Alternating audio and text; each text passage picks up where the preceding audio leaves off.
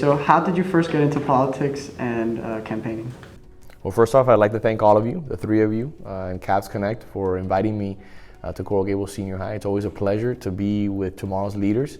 So how did I get into public office? How did I get into the idea of maybe running for office? My grandfather, who was a physician in Cuba, was also Surgeon General and a congressman in Cuba.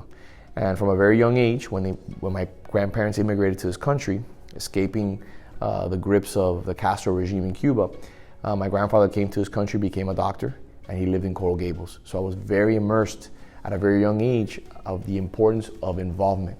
My grandfather used to pick us up at school while my dad was getting his residency at Jackson.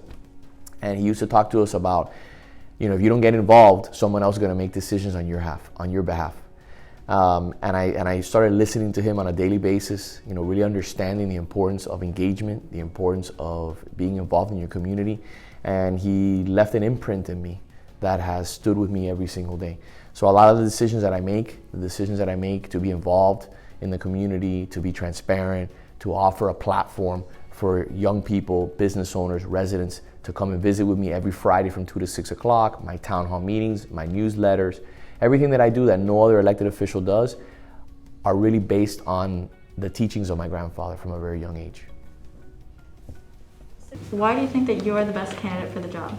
I feel I'm the best candidate because I'm in City Hall every day, because I'm listening to the residents, because I pass all the legislation in the city, because currently a commissioner can serve on 6 boards. I serve on 5 out of the 6 boards.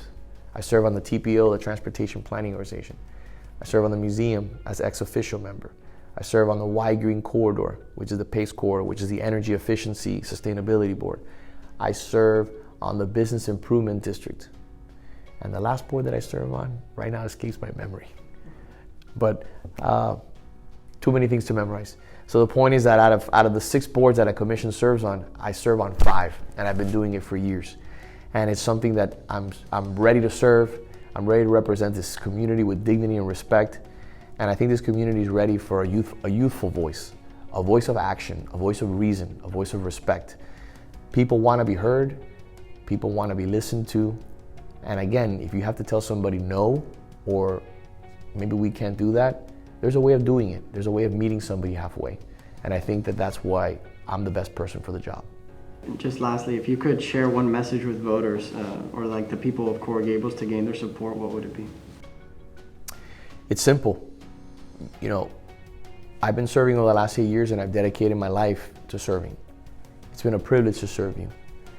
This community deserves leadership which is respectful, that has the right temperament to lead, and that is going to always be present and give you the face time that you deserve, even in the most difficult of times. We've dealt with COVID, which has been very strenuous, very difficult time for many, but it still has not taken away from my time to represent this community. If anything, I've doubled my efforts to ensure that those with the weakest voices or the smallest voices have not been forgotten. So I ask people to consider what type of leadership they want in this city. Do they want an individual who is front and center in the city every day, who is active writing all the legislation for the city, who ensures that his days are spent answering the residents in the business community? If that's what you want, then vote for me. I tell everyone that they can always reach me. My cell phone, my personal cell phone, is my public cell phone. I get phone calls every day. I get text messages on a continual basis, dealing with issues, addressing issues, comforting people in these most difficult times. So I tell people to reach out to me at 305-303-0115. And I also thank them for allowing and having the faith and trust in me to serve them over the last 8 years. And I only wish them the best, and I ask them for the support on April 13th.